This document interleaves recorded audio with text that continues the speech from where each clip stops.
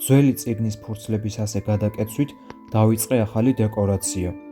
ბოლო ფურცლების ჩამაგრების შემდეგ სტეპლერით მივეცი უფრო გამყარებული ფორმა. თავზე ასეთი ჩხირზე წამოცმული ბურთი დავაწებე და შემდეგ სამზარეულოს სახიხი რკინა უკვე შეღებილი დავაწებე თმის ეფექტად. მწვანე ხელოვნური მცენარე დავაწებე ძირზე და თავზე გვირგვინად.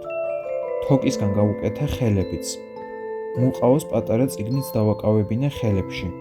შემდეგ ასეთი მიმდევრობით გადავკეცე ფურცელი და მივეცი ასეთი ფორმა. მეორეც იგივენაირი გავაკეთე.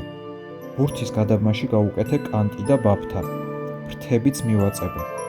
თვალებად მძივები დავაყენე, ლოყებიც აუბრაწე და სულ ესაა.